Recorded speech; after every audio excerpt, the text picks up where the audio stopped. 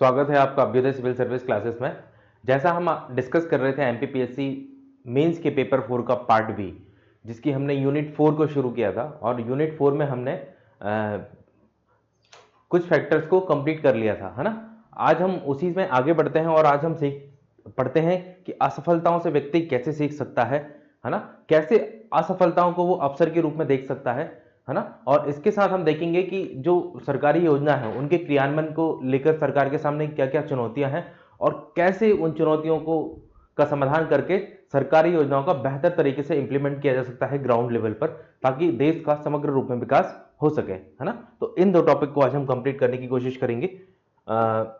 मैं आपको बता दूं कि एक बार सिलेबस पे हम नजर डाल लें कि हम समग्र व्यक्तित्व विकास एवं राष्ट्रीय विकास को कंप्लीट कर चुके हैं। व्यक्तित्व विकास के विभिन्न घटकों को हमने पिछली क्लास में देखा था। सफलता की अवधारणा को भी हम पढ़ चुके हैं और सफलता प्राप्त करने में जो बाधाएं व्यक्ति के सामने आती है इनको भी हमने ठीक से कवर कर लिया है। उसके बाद सफलता के लिए जो जिम्मेदार फैक्टर हैं, कारक हैं, उनको भी हमने एक एक करके देखा था कि कौन कौन से फैक्टर किसी व्यक्ति की सफलता के लिए जिम्मेदार होते हैं। ठीक है, यहां तक हम कल कर चुके थे। आज की क्लास में बेसिकली असफलता से सीखना, इस टॉपिक के अंदर हम असफलताओं को मूल्यवान दृष्टि से देखने के कंटेक्स्ट में देखेंगे कि कैसे हम असफलता को एक मूल्यवान दृष्टि से देख सकते हैं, हमारे लिए एसेट का काम कर सकती हैं। और दूसरा, कैसे उसको निरंतर सुधार के अवसर के रूप में स्वीकार कर सकते हैं हमारे जीवन में, कि हम असफल हुए तो कहीं ना कहीं कोई सुधार की गुंजाइश होगी। तो उस कंटेक्स्ट में हम इसको पढ़ने की कोशिश करेंगे। बहुत ही शानदार टॉपिक है और बहुत जबरदस्त टॉपिक है। दूसरा, हम सरकारी योजनाओं के क्रियान्वयन को पढ़ेंगे। इसके अंतर्गत हम पढ़ेंगे कि सरकारी योजनाओं के सफल क्रियान्वयन को सुनिश्चित करने के लिए प्रभावी रणनीतियों को क्रियान्वित करना। मतलब सरकारी योजनाओं का प्रभावी क्रियान्वयन नहीं हो रहा है, सरकार ये मानती है, एमपीपीएससी भी ये मानती है, तभी उसने ये पूछा है कि प्रभावी क्रियान्वयन के लिए प्रभावी रणनीतियां क्या हो सकती हैं सरकारी कार्यक्रम के। तो इन दो जो टॉपिक हैं आज इनकी हम चर्चा करेंगे, है ना। इसकी अगली क्लास में जो है हम जो बाकी के जो बचे हुए टॉपिक हैं इनको कंप्लीट करने की कोशिश करेंगे। इन पर हम तथ्य और दृष्टिकोण आपको प्रोवाइड करेंगे अगले क्लास में, है ना। तो बहरहाल हम आज शुरू करते हैं हमारा टॉपिक असफलता से सीखना। ठीक है, इसको हम स्टार्ट करते हैं। असफलता से व्यक्ति कैसे सीख सकता है। ठीक, एक सेकेंड। मैंने आपको बताया था कि जब भी आप किसी टॉपिक को पढ़ने के लिए जाएं तो सबसे पहले उसके सिलेबस से आप परिचय करें अपना, है ना। अब उस सिलेबस में लिखे हुए जो टर्म्स हैं उनसे आपका परिचय होना चाहिए पहले, है ना। मैं बार बार कहता हूं, हमेशा कहता हूं और मैं आपको याद दिलाता रहूंगा कि आप हमेशा सिलेबस पर फोकस बनाए रखें, सिलेबस पे अपनी बहुत अच्छी कमांड रखें। ठीक है, तो हमें आज असफलताओं से सीखना ये देखना है। ठीक है, असफलता से सीखना, है ना। तो इसको हम देखते हैं आज की क्लास में शुरू करते हैं। ठीक है,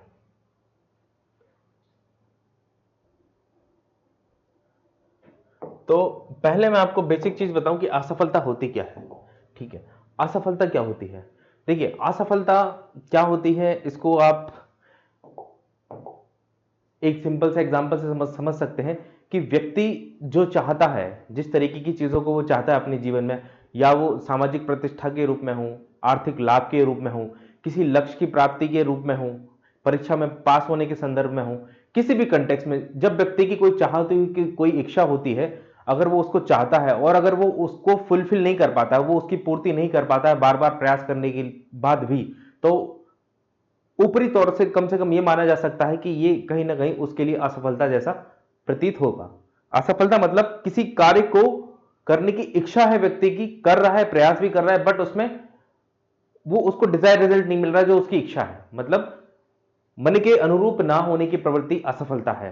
किसी भी कार्य के मन के अनुरूप ना होने की प्रवृत्ति असफलता हम कह सकते हैं, साधारण भाषा में अगर इसको डिफाइन करें। तो सफलता क्या है? सफलता कि जो आप चाह रहे हो वो आपको मिल जाए तो वो सफलता है। तो असफलता, सफलता साधारण भाषा में ऐसा है। अब एमपीपीएससी ने लिखा है कि जो असफलता है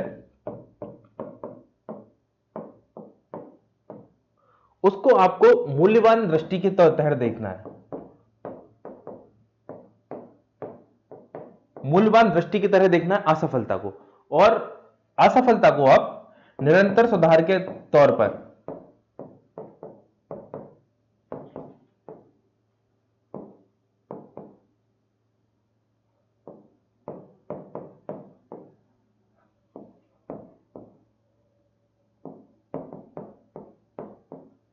निरंतर सुधार के तौर पे देखना है।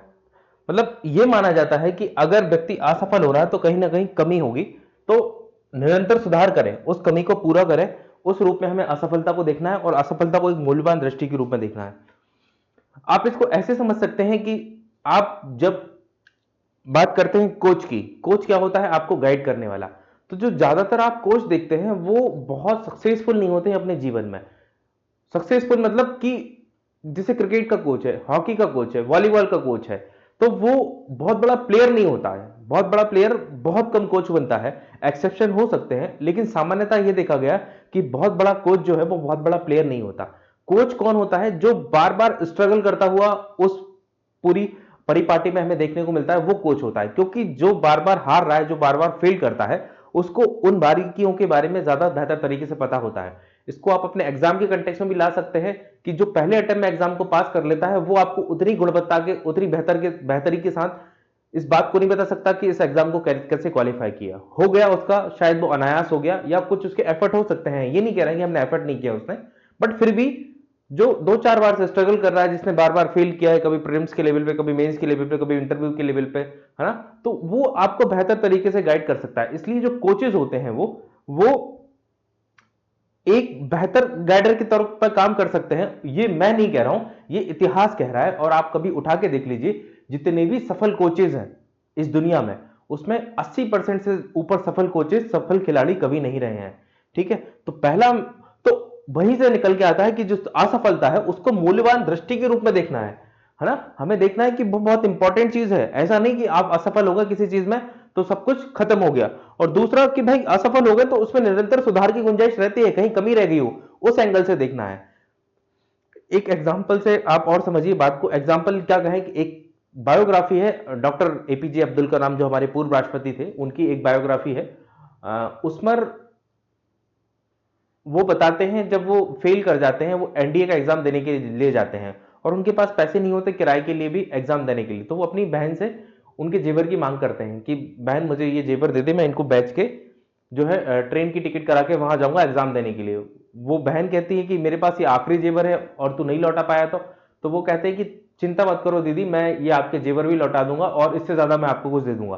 तो उनकी बहन उनको भी जेवर दे देती है। अब्दुल कलाम जाते हैं, एग्जाम में बैठते हैं, एग्जाम फेल कर जाते हैं, इंटरव्यू होता है उनका, फेल कर जाते हैं, जबकि उनको 100% नहीं 200% विश्वास था कि मैं इस परीक्षा में पास हो जाऊंगा। ये उनकी बायोग्राफी में वो लिखते हैं। अब ऐसे में उस व्यक्ति के ऊपर क्या बीत रही होगी जिसने अपना सारा जीवन दांव पे लगा दिया और जो फेल कर गया। निश्चित तौर पर आप सही सोच रहे हैं, वो व्यक्ति अपनी जीवन को समाप्त करने की तरफ अग्रसर होता है और ऋषिकेश में वो आत्महत्या करने का प्रयास करते हैं। वहां उनको एक ऋषि मिलते हैं और वो उनको समझाते हैं कि भाई जीवन खत्म क्यों कर रहा है। तो उसने कहा कि मैं ऐसे ऐसे परिस्थिति बताई कि मैं अपनी बहन से पैसे लेके आया था, एग्जाम देने के लिए आया था, मैं फेल हो गया, मेरे जीवन में कोई लक्ष्य नहीं बचा, तो इसलिए मैं अपने आप को खत्म करना चाहता हूँ। तो वो कहते हैं कि नहीं रुक जा, तू तेरे को पैसे चाहिए, मैं पैसे दे दूंगा, तू कल अपने घर वापस चले जाना और घर वालों के सामने आत्मदाह करना, ऐसे मत कर, अच्छा नहीं लगेगा, ऐसे उनके सामने करना। तो वो कहता नहीं मैं उनके सामने तो कर ही नहीं पाऊंगा। क्यों? क्यों मेरे में इतनी हिम्मत नहीं कि उनके सामने आत्मदाह कर लूं। तो कहते हैं कि नहीं तो आत्मदाह मत कर, तो रुक, तेरा एग्जाम में फेल होना कहीं ना कहीं कुछ तेरे लिए डेस्टिनी ने, नियति ने कुछ और निर्धारित किया है। तो वो जो अब्दुल कलाम जी थे वो हिंदू परिपाटी से परिचित थे और उन्होंने ऐसी बातें बहुत सुन रखी थी, क्योंकि वो जहां रहते थे वहां हिंदुओं की संख्या बहुत ज्यादा थी। तो उन्होंने ये तो सुन रखा था कि जो डेस्टिनी है वो बहुत कुछ कराती है और आपका जो सफल होना असफल होना उससे बड़ा कुछ हो सकता है, सुन रखा था। लेकिन जब किसी संत ने उस समय उनको आके कहा तो उनने एक उसके प्रति विश्वास जगाया और वो अपने जीवन में आगे बढ़ते हैं। और आपको पता है कि वो ultimately missile man of India के नाम से प्रसिद्ध होते हैं। जो एक छोटा सा एनडीए का एग्जाम, उसके सामने तो छोटा सा एग्जाम ही है ना, उसको फेल करने की वजह से आत्महत्या कर रहे हैं। अगर सोचिए वो बच्चा उस दिन आत्महत्या कर लेता तो क्या भारत को एक मिसाइल मैन मिल पाता क्या, है ना। तो कहीं ना कहीं मैं आपको बताने की कोशिश कर रहा हूं कि जो असफलता है वो असफलता नहीं होती, वो आपकी नियति जो है, आपकी डेस्टिनी आपको कहां ले जाने की कोशिश कर रही है ये आपको भी नहीं पता। ठीक है, तो असफलता से आपको डरना नहीं है। आप अगर फील कर रहे हैं तो उसका कोई रीजन होगा, या तो उस पर काम कीजिए, तब भी फील कर रहे हैं तो छोड़िए, आप और महान चीज के लिए बने हैं।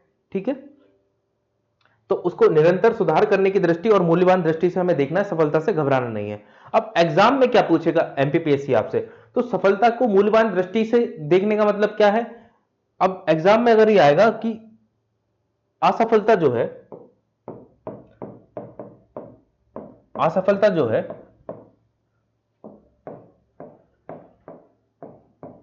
जीवन का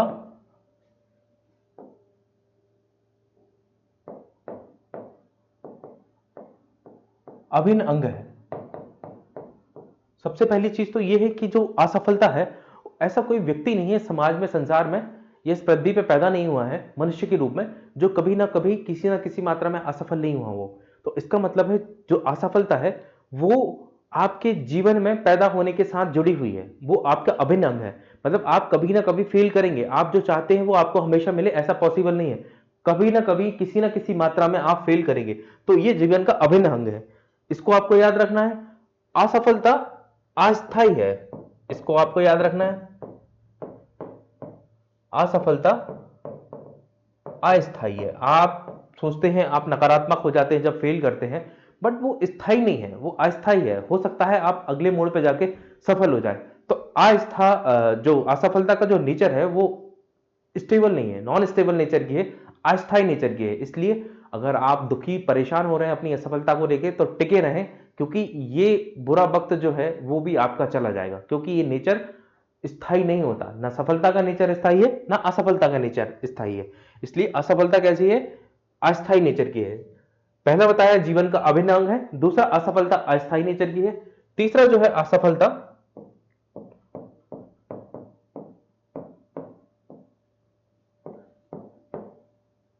सापेक्षिक है।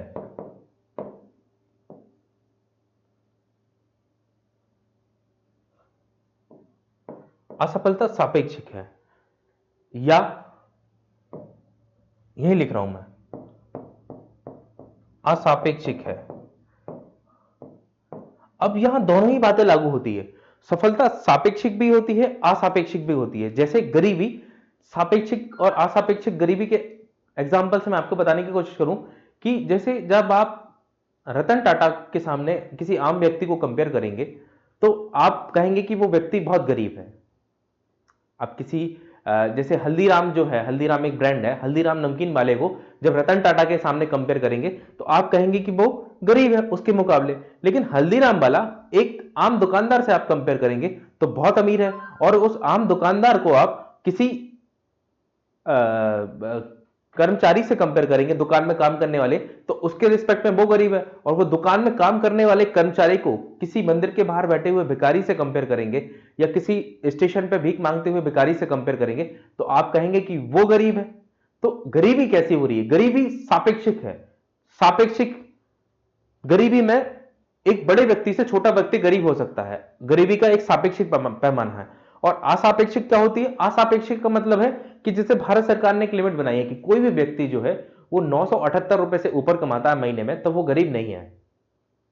तो ये असापेक्षिक गरीबी नहीं है, मतलब गरीबी रेखा, बिलो पॉवर्टी लाइन जिसको बोलते हैं, बीपीएल, तो उस अमाउंट से एक सरकार ने लिमिटेशन तय की है, उस अमाउंट से ऊपर अगर कोई कमाता है तो उसको बोलते हैं एपीएल, और उसके नीचे कोई कमाता है तो उसको बोलते हैं बीपीएल, बिलो पॉवर्टी लाइन। इस अमाउंट के नीचे इसको 978 रुपए अभी डिसाइड किया हुआ है गवर्नमेंट ने, ठीक है। तो 978 रुपए से ज्यादा जो कमाता है वो अब पॉवर्टी लाइन है, ये गरीबी रेखा के ऊपर है। तो यहां सापेक्षिक गरीबी की बात नहीं हो रही, यहां असापेक्षिक गरीबी की बात हो रही है।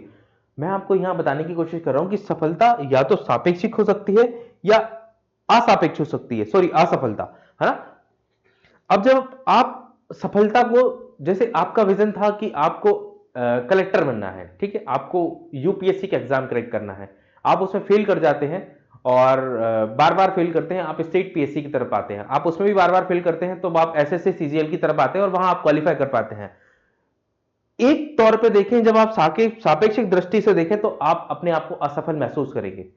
लेकिन जब असापेक्षिक दृष्टि से देखें तो कहीं ना कहीं आप किसी रोजगार में लग गए, आपने सरकार के में जहां आपको जाने का प्रयास था उस पद पर पहुंच गए हैं, उस पद पर तो नहीं लेकिन कम से कम सरकारी सिस्टम में पहुंच गए, तो असापेक्षिक तौर पे देखें तो आप सफल हैं, सापेक्ष तौर पे देखें तो आप असफल हैं, क्योंकि आपसे बड़े बड़े और भी अधिकारी होंगे, है ना।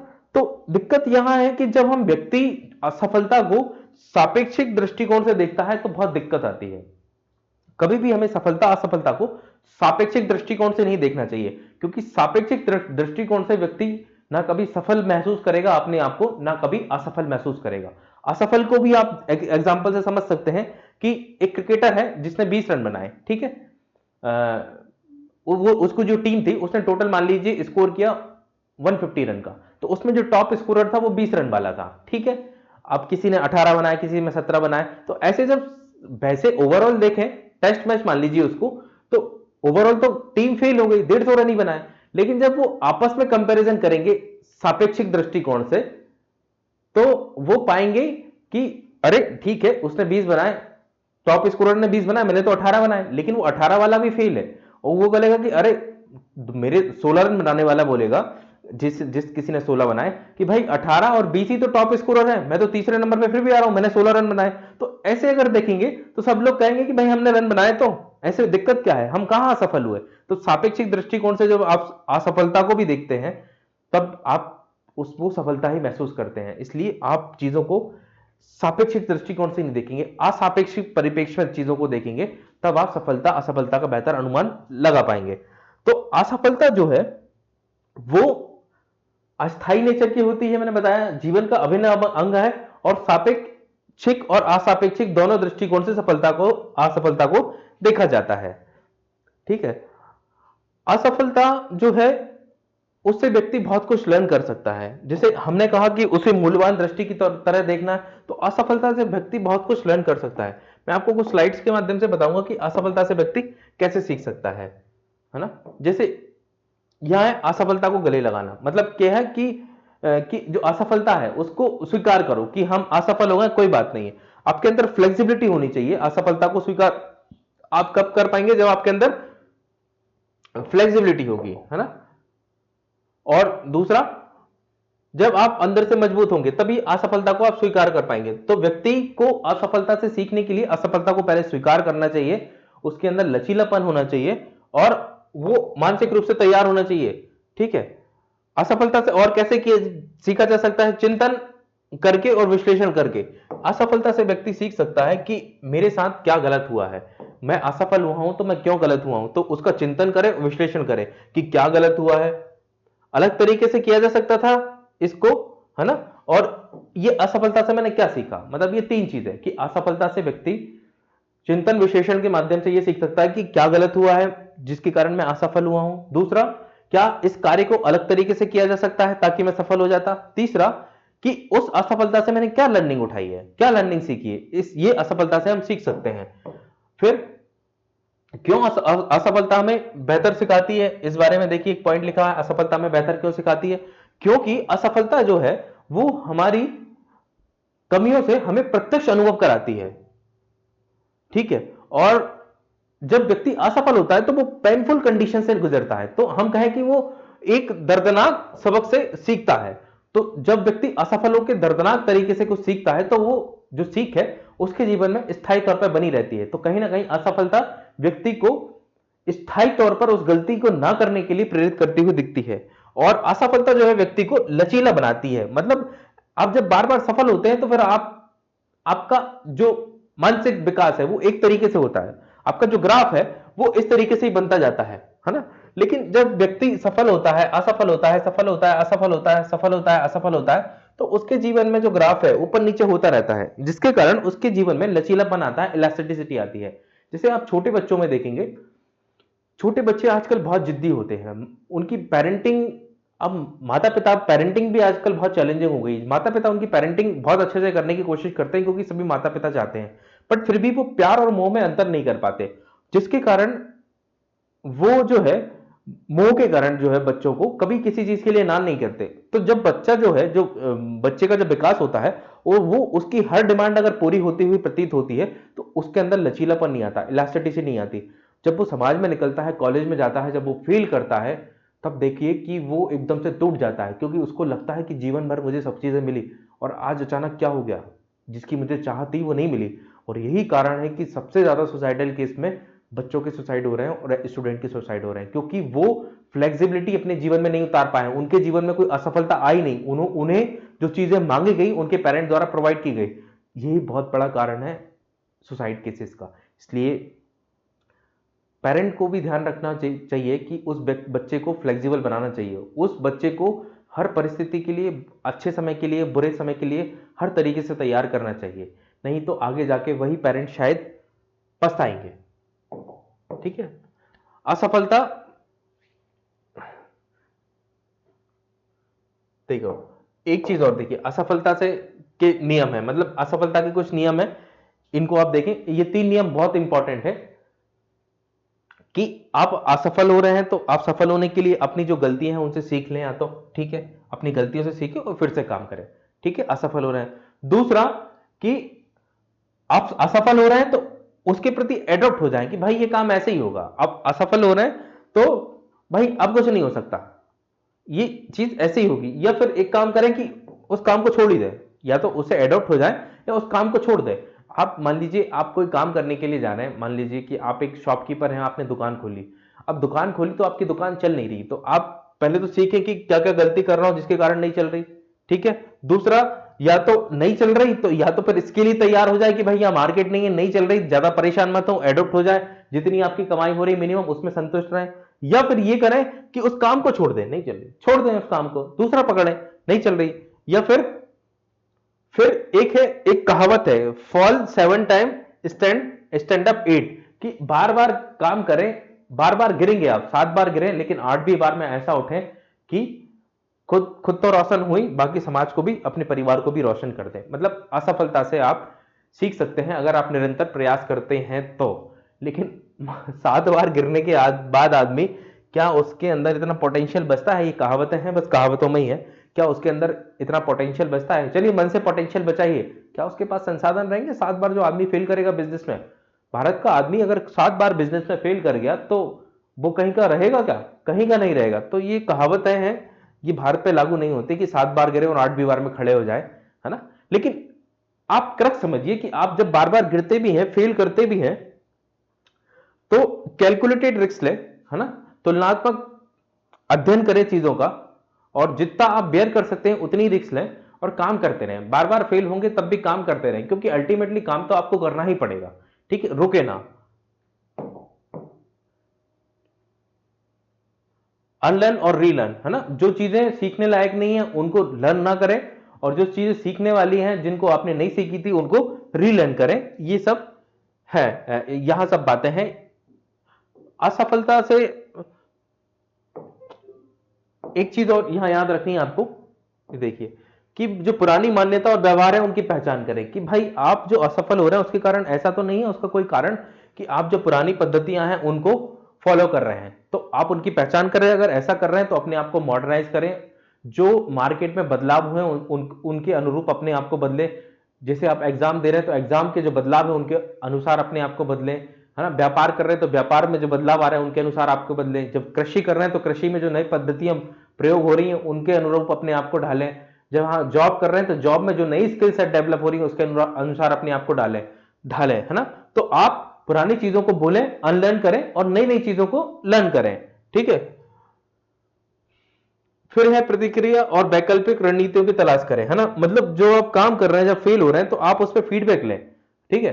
फीडबैक से क्या होता है कि आपको अपनी कमियों के बारे में पता चलता है और उन कमियों का आप समाधान करके अपने आप को बेहतर कर पाते हैं। तो फीडबैक सिस्टम एक बहुत जरूरी सिस्टम होता है, जो कि लोकतंत्र में होना ही चाहिए, राजनीतिक क्षेत्र में भी होना चाहिए, और पेशेवर क्षेत्र जो होते हैं वहां भी होना चाहिए, शिक्षा के क्षेत्र में भी होना चाहिए। हर जगह फीडबैक होना चाहिए, क्योंकि व्यक्ति अगर स्वयं का फीडबैक करने लगेगा तो वो कभी सफल नहीं हो पाएगा। फीडबैक हमेशा दूसरे से लेना चाहिए। तो फीडबैक जो सिस्टम जो है वो व्यक्ति को बेहतर बनाता है ना।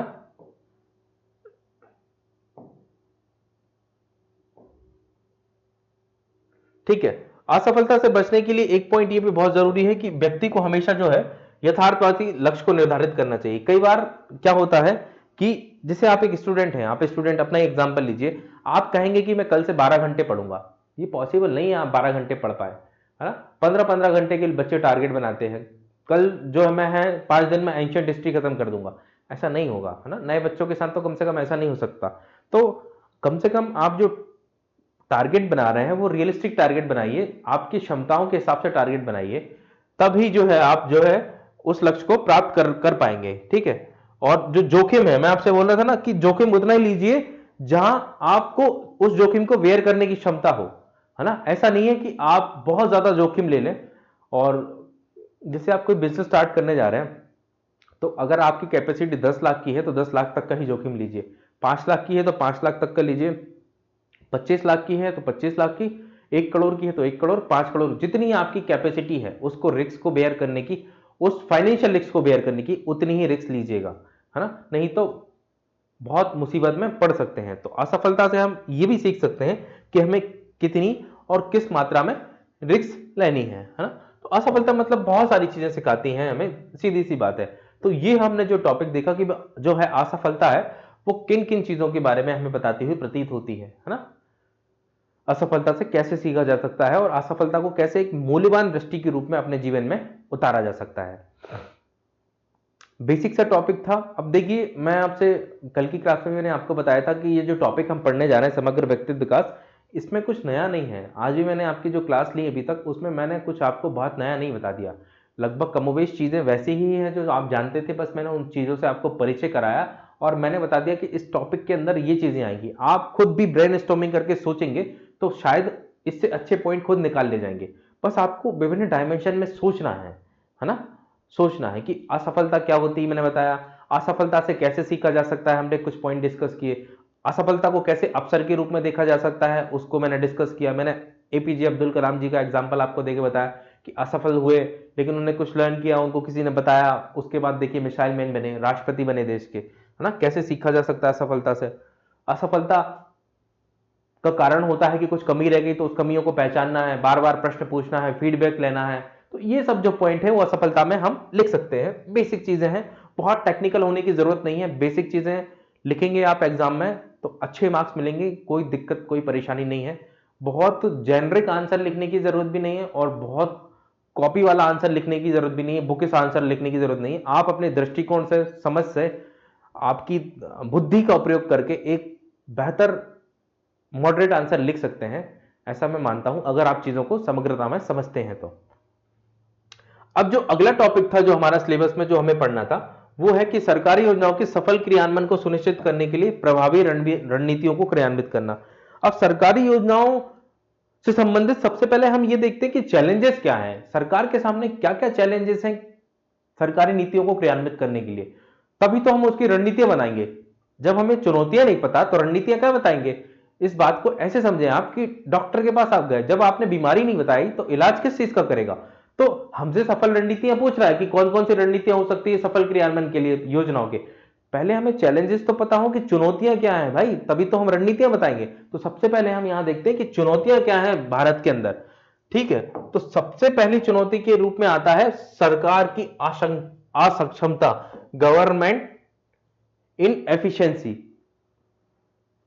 असक्षम, सरकार असक्षम है। सरकार की असक्षमता से मतलब है कि सरकार के सभी तंत्र, प्रशासनिक सिस्टम जो होता है उसमें मशीनरी की कमी है।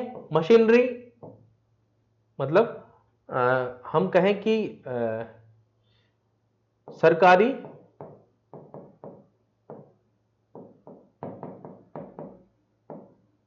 संसाधनों की कमी, है ना, एक बहुत बड़ा कारण है। सरकारी संसाधनों की कमी के कारण जो है सरकार असक्षम हो जाती है। सरकारी संसाधनों में व्यक्ति भी आ जाते हैं, तकनीक भी आ जाती है, तमाम तरीके की चीजें आ जाती हैं, वित्त भी आ जाता है। तो उसकी कमी के कारण क्या है, कई बार जो विजन होता है सरकार का, जो पॉलिसी इंप्लीमेंटेशन से जो लाभ प्राप्त करनी चाहती है, जो डिजायर रिजल्ट होता है सरकार का, वो उनको प्राप्त नहीं हो पाता है। दूसरा आप देख सकते हैं कि सरकारी योजना सरकार निकालती तो है लेकिन जागरूकता की कमी होती है, लैक ऑफ अवेयरनेस। लोगों को पता ही नहीं है कि उनके लिए कोई ऐसी स्कीम निकली है, और पता भी होता है तो ये नहीं पता कि उसमें क्या लाभ उनको मिलेंगे, लाभार्थी उसमें कौन होंगे। तो इससे बहुत बड़ी मात्रा में लोगों तक स्कीम पहुंच नहीं पाती, और पहुंच भी जाती है तो करप्शन के माध्यम से जो अधिकारी हैं वो दबा लेते हैं पैसा। तो एक बहुत बड़ा कारण है कि जागरूकता की कमी का होना, जिससे सरकारी योजना को क्रियान्वयन नहीं हो पाता। एक बहुत बड़ा कारण है राज्यों और केंद्रों के मध्य विवाद। देखिए, संघीय हमारी जो व्यवस्था है उसमें जो भारत जो है उसमें कई सारे राज्य हैं। हम भारत किसको कहते हैं, जो सभी राज्य हैं उसका एक कलेक्टिव जो स्वरूप है वो भारत है। तो जब भारत के जो देश है उसके और राज्यों के मध्य विवाद होगा तो फिर कैसे काम चल पाएगा, है ना। तो हमें आवश्यकता यह है कि केंद्र सरकार जो देश को चलाती है और जो राज्य सरकार जो राज्यों को गवर्न करती है, उनके बीच एक सामंजस्य होना चाहिए। जब उनके बीच सामंजस्य ठीक से होगा तो वो सरकारी नीतियों का बेहतर तरीके से क्रियान्वयन कर पाएंगे। अगर केंद्र सरकार जैसे लाडली लक्ष्मी योजना चला रही है, तो अगर राज्य सरकार उसके फेवर में नहीं है तो केंद्र सरकार वहां बैठकर राज्य में उस योजना को इंप्लीमेंटेशन कैसे करा पाएगी। वैसे ही सरकार जो है उसके पास संसाधनों की कमी है, असक्षमता है। ऐसे में जब राज्य सरकार सपोर्ट नहीं करेगी तो और बड़ी दिक्कत हो जाएगी।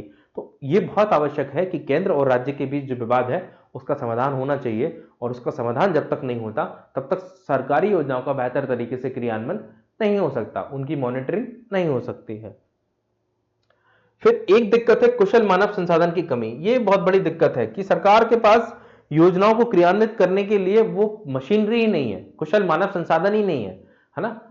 तो ऐसे में फिर वही दिक्कत आती है कि जब कुशल मानव संसाधन नहीं है तो कैसे हम जो है योजनाओं को क्रियान्वित कर पाएंगे बेहतर तरीके से। फिर राजनीतिक इच्छा शक्ति की कमी, पॉलिटिकल बिल, है ना। कई बार यह देखा गया है कि सरकारी योजनाएं निकाल तो दी जाती है, घोषणाएं कर दी जाती है, लेकिन वो घोषणाएं चुनावी मात्र होती हैं। वो घोषणाएं सरकार का जो है या राजनेताओं का, मंत्रियों का इंटेंशन नहीं होता कि सच में विकास करें। तो योजनाओं को निकालने के बाद उस पर वो लगातार मॉनिटरिंग नहीं करते हैं, उसको देखते नहीं है, वो अधिकारियों के ऊपर दबाव नहीं बनाते हैं, है ना। उसके बारे में फीडबैक नहीं लेते हैं, ना शासन से लेते हैं, अधिकारियों से लेते हैं, ना जनता से लेते हैं कि योजना किस तरीके से चल रही है। तो ऐसे में क्या योजना का क्रियान्वयन बेहतर तरीके से होगा, है ना। तो एक बहुत बड़ी कमी है राजनीतिक इच्छा शक्ति की कमी, है ना। लेक ऑफ लीडरशिप, नेतृत्व का अभाव, है ना। अब यह भी देखा गया है कि कोई योजना आई है तो योजना जो है, जिसे आप देखेंगे सरकार की जो योजनाएं होती हैं तो सेंटर लेवल पे जो योजनाएं निकाली जाती हैं वो डिफरेंट डिपार्टमेंट की होती हैं, और वो डिफरेंट डिपार्टमेंट है जो योजना को नीचे तक सर्कुलेट करता है। अब वो जो योजना है वो राज्यों में आती है, फिर राज्य के डिपार्टमेंट में वो सर्कुलेट होती है। तो ऐसे देखें कि एक लीडरशिप जनरेट नहीं हो पाती, एक सेंटर बॉडी नहीं है जो केंद्र से जो उसको ठीक तरीके से मॉनिटर कर पाए, है ना। तो मॉनिटरिंग भी क्या होती है, ग्राउंड लेवल पे मॉनिटरिंग नहीं होती है। कुल मिलाकर कहें कि नेतृत्व जो है वो सटीक नहीं हो पाता है, और नेतृत्व के सटीक ना होने के कारण जो है केंद्र की जो योजना है वो कई बार जो है हमने उनको विफल होते ही देखा है। ऐसा नहीं कि विफल हमेशा विफल होती है, लेकिन बहुत सारी योजनाएं सफल भी हुई हैं, लेकिन बड़ी मात्रा में जो योजनाएं हैं वो हमें विफल दिखती है। कोई जिम्मेदार नहीं होता, कहें नेतृत्व की का अभाव से हम कहें कि जवाबदेहिता की कमी, इसके लिए अच्छा पॉइंट होगा। ये पॉइंट थोड़ा सा ठीक नहीं लग रहा मुझे, इसको आप चेंज कीजिएगा। इसको हम बोलेंगे जवाबदेहिता की कमी। सरकारी योजनाओं का क्रियान्वयन इसलिए भी ठीक नहीं हो पाता क्योंकि कौन सा व्यक्ति जिम्मेदार है। जैसे आप इसको एग्जाम्पल से समझे कि आप अगर बार बार एग्जाम दे रहे हैं और फेल कर रहे हैं तो आपके पेरेंट्स आपसे पूछेंगे ना फेल क्यों कर रहे हो। अगर आपके पेरेंट्स आपसे नहीं पूछ रहे हैं, आपकी अकाउंटेबिलिटी नहीं है आपके पेरेंट्स के प्रति आपकी, तो फिर आप मतलब आपको डर ही नहीं है, किसी चीज का डर नहीं है, तो फिर अपने हिसाब से पढ़ेंगे, अपने हिसाब से सोएंगे, अपने हिसाब से जागेंगे। हाँ, लेकिन जब पेरेंट्स आपसे बार बार पूछेंगे कि आज क्या किया, कैसे किया, कहाँ गए, तो आपके अंदर एक डर रहेगा, आप अपने काम को जो है ईमानदारी से परफॉर्म करेंगे, है ना। इसलिए अकाउंटेबिलिटी जब तक नहीं होगी, जवाबदेहिता नहीं होगी, तब तक जो है बेहतर तरीके से योजनाओं का क्रियान्वयन नहीं हो सकता। ठीक है, कोई ना कोई किसी ना किसी को तो अकाउंटेबल होना ही पड़ेगा। फिर एक कमी है भ्रष्टाचार, बहुत बड़ी कमी है करप्शन। सरकारी योजनाओं के क्रियान्वयन ना होने में सबसे मुख्य कारण जो है करप्शन होता था, आज भी है लेकिन कम हुआ है। राजीव गांधी इसी कंटेक्स्ट में कहते थे कि जब मैं दिल्ली से 1 रुपए भेजता हूं राज्यों के लिए, तो जिस जगह पे वो रुपए पहुंचाने की मेरी मंशा है वहां तक पहुंचते पहुंचे वो 15 पैसे रह जाते हैं। मतलब 85 पैसे जो 85% जो पैसा है वो तो बीच में ही खत्म हो जाता है, बिचौलियों, सरकारी तंत्र के थ्रू, है ना, अधिकारियों के थ्रू। तो ये एक बहुत बड़ी दिक्कत होती है। तो है ना, तो आपको मैं बता रहा था कि ये जो भ्रष्टाचार है इसके कारण भी है ना बहुत बड़ी दिक्कत होती है। सिस्टम में जो सरकारी योजना है उनको बेहतर तरीके से क्रियान्वित नहीं किया जा सक रहा है, और आज भी कम से कम ये चुनौतियां बनी हुई हैं, लगभग सभी चुनौतियां बनी हुई हैं। हाँ, ये कह सकते हैं कि चुनौतियां अब जो है वो थोड़ी कम होती हुई नजर आ रही हैं, पर खत्म नहीं हुई हैं, चुनौतियां बनी हुई हैं। ठीक है, तो ये एक दिक्कत हमें देखने को मिलती है। अब जब इतनी सारी दिक्कत है तो अब हमें पढ़ना क्या है, हमें देखना है इसमें कि इनका समाधान कैसे करें, क्या वो रणनीति हो जिसको बेस बना के हम सरकारी योजनाओं को बेहतर तरीके से क्रियान्वित कर पाए। अब हमें प्रॉब्लम्स पता चल गई, अब समाधान करना कौन सा मुश्किल है, समाधान आसानी से कर देंगे। सरकार अपनी क्षमताओं को बढ़ाए, कैसे बढ़ाए, प्रशासनिक मशीनरी का प्रयोग करे, प्रशासनिक मशीनरी में कुशल संसाधनों को लेकर आए, है ना, तकनीक का प्रयोग करें, ठीक है, मानवीय जो विवेक है उससे कम निर्णय लिए जाएं जितना हो सके, जागरूकता को बढ़ाएं, राज्य और केंद्र के बीच जो विवाद है उनको खत्म करें, ठीक है, राजनीतिक इच्छा शक्ति का विकास हो, है ना, लगातार मॉनिटरिंग हो, जो स्कीम लाई जा रही है उसकी लगातार ग्राउंड लेवल पर मॉनिटरिंग हो कि वो स्कीम कितना काम कर रही है, भ्रष्टाचार को रोकने के लिए एजेंसी सशक्त बनाए, भ्रष्टाचार के लिए कठोर कानून बनाए, भ्रष्टाचार ना हो इसके लिए ह्यूमन इंटरवेंशन कम से कम करें, सरकारी योजनाओं का पैसा सीधा लोगों के खाते में जाए, ऐसी हम प्रयास करें, ऐसी हम कोशिश लगातार सरकार कर भी रही है और बेहतर तरीके से कोशिश करें। तो जितना हम ह्यूमन इंटरवेंशन कम करेंगे हम योजनाओं को उतना बेहतर तरीके से क्रियान्वित कर पाएंगे। ये देखिए, यही है सरकारी योजनाओं को सफल बनाने के लिए कौन कौन से पॉइंट हो सकते हैं। ये देखिए मैंने जो आपको बताया वो उसके साथ ये और देख लीजिए, बहुत ही शानदार पॉइंट है ना। नीति निर्माण प्रक्रिया, मतलब कुल मिला के पॉलिसी मेकिंग प्रोसेस के माध्यम से जो है पॉलिसी हमें इस तरीके से बनानी चाहिए जो लोगों के हित में हो, लोगों के वेलफेयर में हो, लोगों को सच में फायदा देते हुए दिख रही है, तभी हम सरकारी योजनाओं का बेहतर क्रियान्वयन कर सकते हैं। अगर लोगों को वो पॉलिसी फेवर करते हुए दिखती है तो लोग भी उस पॉलिसी को सपोर्ट करते हैं और खुद ही उस नीति का बेहतर तरीके से क्रियान्वयन कराने की क्षमता रखते हैं। कौन? लोग, आम जनता। फिर मैंने बताया आपको कि जो पॉलिसी आपने बनाई है उसकी लगातार समीक्षा हो, निगरानी हो, रिव्यू हो, उसका मॉनिटरिंग हो, है ना। रिव्यू और मॉनिटरिंग बहुत जरूरी है। रिव्यू और मॉनिटरिंग नहीं होगा तो आपको पता कैसे चलेगा कि वो जो योजना है वो ठीक तरीके से काम कर रही है कि नहीं कर रही है, ठीक है। सरकारी योजनाओं के बेहतर क्रियान्वयन के लिए एक बहुत जरूरी चीज है प्रमोशन ऑफ गुड गवर्नेंस। हमें गुड गवर्नेंस का प्रयोग करना चाहिए। गुड गवर्नेंस का मतलब होता है कि जो सरकार, जो शासन जो है वो नैतिक हो, जो शासन जो है वो अपने कर्तव्यों पर खरा उतरे, जो उसकी ड्यूटीज है उनको पूरा करता हुआ दिखे, इसको हम कहेंगे गुड गवर्नेंस, ठीक है।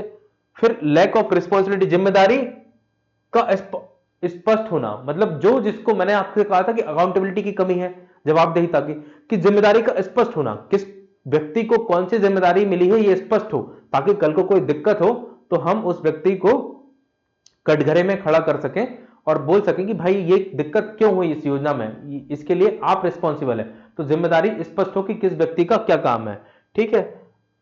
मानवीय हस्तक्षेप का सीमित होना, जो मैंने आपको बताया, limited human intervention. Human intervention जितना कम होगा उतनी जो है संभावना करप्शन की कम हो जाएगी, है ना, और सक्सेस होने की प्रोबेबिलिटी बढ़ जाएगी। Maximum use of technology, human intervention कम होना मतलब तकनीक का अधिक प्रयोग होना, यही बात है। शासन में नैतिकता, है ना, हमें शासन के अंदर नैतिकता लानी चाहिए। हमारे अधिकारियों को इस तरीके से कौशल सेट दिया जाए, स्किल सेट दिया जाए, ताकि वो नैतिकता का उनके अंदर विकास हो सके, उनको अपने कर्तव्यों का बोध कराया जाए, उनको किसी भी माध्यम से, धार्मिक माध्यम से हो या अन्य कोई तरीका हो, उनके अंदर नैतिकता का विकास हो। फिर निरंतर सीखकर सुधार करना और प्रभाव को मांगना, तो जो योजनाओं में कमियां हैं उनसे सीखना, सुधार करना उनमें, और जो उसका इंपैक्ट है उसको मापना। इससे भी सरकारी योजनाओं का बेहतर तरीके से क्रियान्वयन हो सकता है। जो हमने असफलता में मैंने आपको पॉइंट बताया था कि निरंतर सीखते रहना चाहिए, हमें सुधार करते रहना चाहिए, और जो कमी रह गई है उसका आकलन करना चाहिए। प्रभाव या जो सरकारी योजना में जो इंपैक्ट हो रहा है, वो सरकारी योजना जो असर कर रही है उसको मापना है, जिससे हम बेहतर तरीके से सरकारी योजनाओं का क्रियान्वयन कर सकते हैं। हितधारकों से जुड़ना, हितधारकों से जुड़ने का मतलब है कि कनेक्टिंग द स्टेक होल्डर, मतलब जिस व्यक्ति के लिए योजना बनाई जा रही है उससे कनेक्ट करना, उसको शामिल करके योजना बनाना। जैसे आप फूड प्रोसेसिंग इंडस्ट्रीज से संबंधित योजनाएं बना रहे हैं, तो जो टमाटर और आलू उगाने वाले किसान हैं, आप उनसे मिलके, वो स्टेक होल्डर हैं, आप उनसे मिलके ही योजनाएं बनाइए। जो उद्योग लगाने वाले उद्योगपति हैं, जो इस क्षेत्र में काम करते हैं, आप उनसे मिलकर योजना बनाइए, है ना। जो मार्केट में जो शॉपकीपर हैं, बड़े बड़े जो होलसेलर हैं, उनसे मिलकर योजना बनाइए, क्योंकि फसल को उगाना, उसे प्रोसेस करना, उसे बेचना, ये सब, और उसके बाद एक और चीज ट्रांसपोर्टेशन, लॉजिस्टिक, उसके साथ आपको सामंजस्य बनाना पड़ेगा। मतलब कोई भी आप जब स्कीम बना रहे हैं तो उसकी एक चेन है, तो उस चेन में उसके हितधारक जो है, स्टॉक होल्डर है, उन सबको शामिल करके जो आपको योजनाएं बनाना चाहिए ताकि योजनाओं का बेहतर तरीके से क्रियान्वयन हो सके। और जब ये आप करते हैं तो आपको हर लेवल की कमियां भी पता चलती हैं। जैसे मैंने आपको एग्जांपल दिया फूड प्रोसेसिंग का, अब यहां किसान भी है, यहां लॉजिस्टिक में परिवहन करने वाला व्यक्ति भी है, यहां उद्योगपति भी है ना, यहां सभी लोग हैं।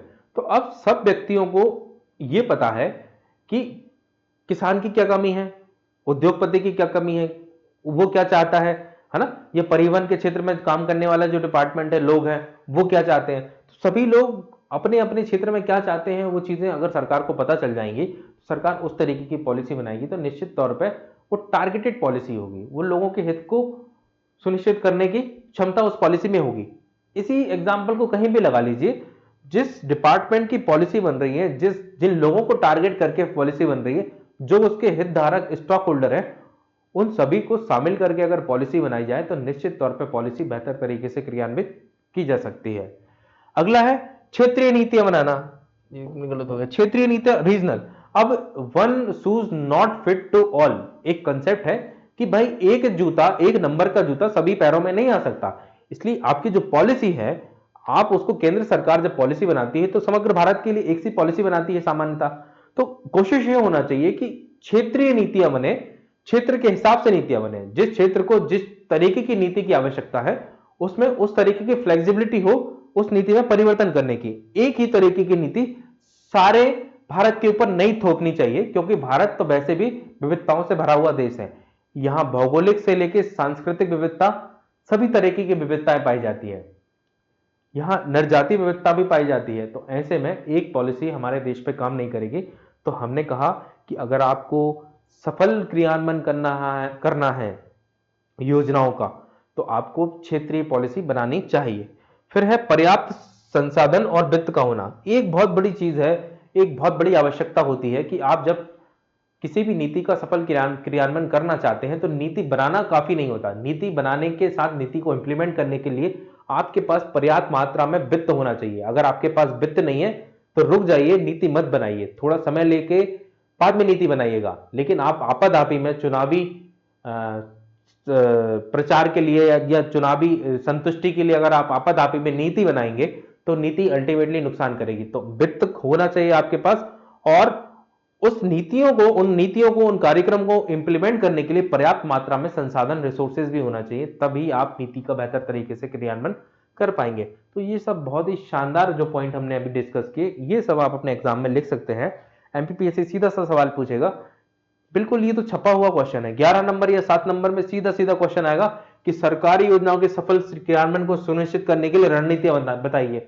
आएगा ये 100% क्वेश्चन आएगा, मैं लिख के दे रहा हूं, या तो 7 नंबर में आएगा या 10 नंबर में आएगा। कुछ नहीं करना, सरकारी योजनाओं की थोड़ी कमी बता देनी है आपको शुरू में 1-2 पैराग्राफ में, उसके बाद सफल क्रियान्वयन के लिए इन सब पॉइंट्स को थोड़ा थोड़ा विस्तार करके लिख देना, ये कीवर्ड है, हो गया।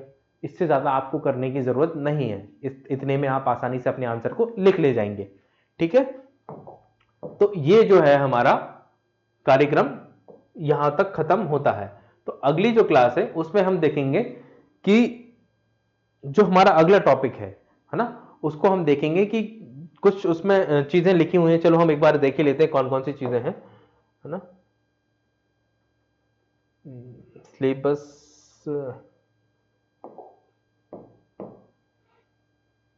सिलेबस मैं खोलता हूं एक बार, है ना, मैं आपको बताता हूं कि जिसमें नागरिक साइंस है ना, सिविक साइंस, नागरिक बोध है,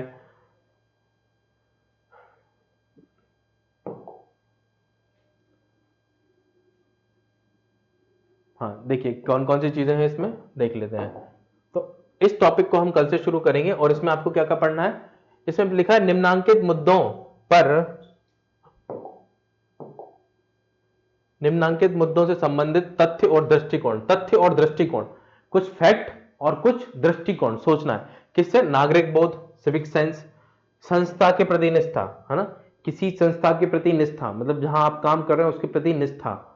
ठीक है, मतदाता जागरूकता, मतदाता जागरूकता कार्यक्रम, मतदाता को कैसे जागरूक किया गया भारत में, कैसे जागरूक करना चाहिए, और मतदाता जागरूकता जरूरी है ही क्यों, इस बात को समझेंगे। यातायात प्रबंधन कैसे किया जाए, अभी तक सरकार क्या कर रही है, क्यों जरूरी है, वर्तमान में क्या स्थिति है, नशाखोरी की प्रवृत्ति, क्यों नशाखोरी की प्रवृत्ति देश के अंदर इतनी मात्रा में बढ़ रही है, कैसे इसको कंट्रोल किया जाए, सरकार क्या काम करती हुई दिख रही है और क्या किया जा सकता है। खाद्य पदार्थों में मिलावट, अनैतिकता समाज में बड़ी मात्रा में विद्यमान है। खाद्य पदार्थों में मिलावट हो रही है जिससे व्यक्ति अस्वस्थ हो रहा है, इसको कैसे रोका जाए, कैसे काउंटर किया जाए, सरकार क्या प्रयास कर रही है, इसको लेकर क्या सजा के क्या कार्यक्रम है। न्यायपालिका या हम कहें कि जो हमारा इंडियन पिनल कोड है, जो जिसको अभी वर्तमान में भारतीय न्याय संहिता बीएनएस कर दिया गया है, उसमें क्या प्रावधान है अगर कोई मिलावट करता है तो उसके खिलाफ। ठीक है, नाइट कल्चर, किस तरीके से भारत के अंदर नाइट कल्चर में बढ़ रहा है, इसके क्या चैलेंजेस हैं, क्या चुनौतियां हैं इसको लेके, क्या इसमें अच्छाई है, ये फायदा करता है कि नुकसान करता है, सारी चीजों की बात करेंगे। मूल आधारित जीवन, value based life, value based life क्यों जरूरी है। मूल आधारित अगर व्यक्ति जीवन जिएगा तो समाज परिपक्व होगा, इस बात को समझेंगे। अगर समाज में मूल्य विहीन हो जाएंगे तो जो समाज है वो असभ्यता की ओर बढ़ेगा, इस बात को हम बहुत बेहतर तरीके से देखेंगे। फिर है विधिक सहायता कार्यक्रम, विधिक जागरूकता कार्यक्रम, लोगों को अपने कानून के प्रति ज्ञान का होना, है ना, उनके क्या क्या अधिकार है इसके प्रति जागरूकता होना, ये इस चीज इन सब चीजों को देखेंगे। सारे के सारे बहुत ही शानदार टॉपिक है और बहुत अच्छा है एमपीपीएससी ने इस तरीके के टॉपिक को आपके इसमें रखा है और उन्होंने दृष्टिकोण की मांग की है। सबसे बड़ी बात यह है, तथ्य तो मांगे ही मांगे हैं क्योंकि उसकी आदत है तथ्य एमपीपीएससी की, पर उसने दृष्टिकोण भी मांगा है। तो यहां बहुत शानदार तरीके से हम सारी चीजों पर बात करेंगे और तथ्यों के साथ दृष्टिकोण भी हम प्रोवाइड कराने की आपको कोशिश करेंगे, जिसको हम कल की क्लास में शुरू करेंगे। Thank you so much for discussion. हम मिलते हैं अगली क्लास में।